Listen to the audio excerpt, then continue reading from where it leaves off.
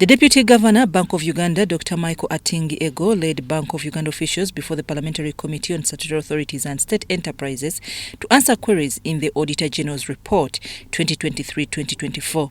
The committee chairperson, Medad Lubega Segona, asked the Deputy Governor, Bank of Uganda, that taxpayers' money was lost from the bank, and the committee wanted to know how it was allocated.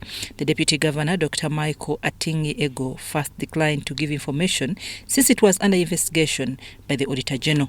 And the Auditor General is also undertaking independent investigations.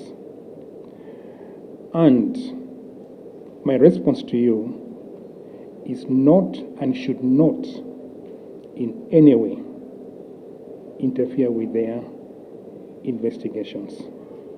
Feel that whatever you want to tell us as you wind up, sir, that is a little bit privileged and so sensitive, you can seek for leave and it is done in camera. Otherwise, you will not just go unscratched without us handling this. Consider a right for the Deputy Governor to hide under the cover of other investigation, well knowing that he was also invited for an investigation by a committee with the powers of the High Court to answer the same questions. This is where you went wrong. Defensively saying, I will not mention things that will jeopardize with investigations. That one I will not. First, you were making a ruling on what you can say or cannot say.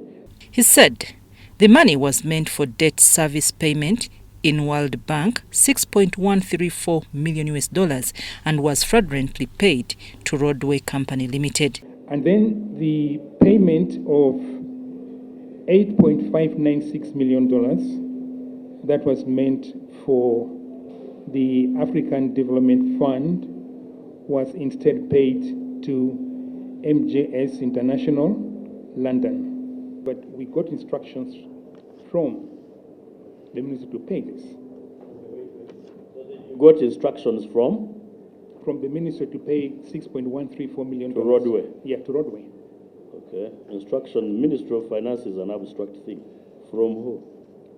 I think it was from the Office of the Accountant General, if I recall well. The chairperson, Cosase, Medad Lubega Segona, told the committee to bring to the committee documents including the minutes they had with the PSST, Ministry of Finance. So before I move very fast to get hard on Bank of Uganda, I want to look at the client's instructions. I also want to know the nature of operations of Bank of Uganda. The Deputy Governor explained to the committee the efforts taken by the bank to recover the money. Based on that, Based on that, we agreed that we would then have a forensic audit by an independent firm. And Bank of Uganda was asked to contract that firm. So our attempts to contact the bank in Japan were not successful because the bank in Japan said, look, the beneficiaries of this payment have given us information that supports the payment, despite the fact that we told them that this is a fraudulent transaction. And in the chronology of these known payments, because the governor knows that these were payments made for this, who were the key players, who officers of the bank, who were involved, because these are public officers, who are involved in this transaction. Uncomfortable seeing you, the tortfeasors, the people in charge of this chaos. No. Who are close to the issue, really handling the investigation. Then the other. The Deputy Governor's comment that in generating payment in two transactions there was no human involvement attracted debate.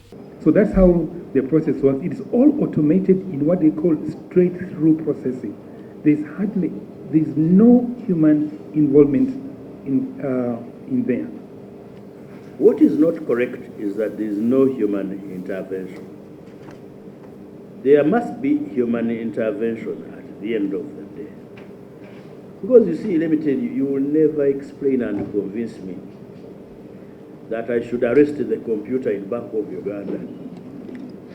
The committee also asked the Deputy Governor, who he has been deputizing for the last 3 years, since there has not been a governor appointed and yet his term is also expiring in April 2025. I'm Nafka Farid and Gloria Gwetabinji at Parliament.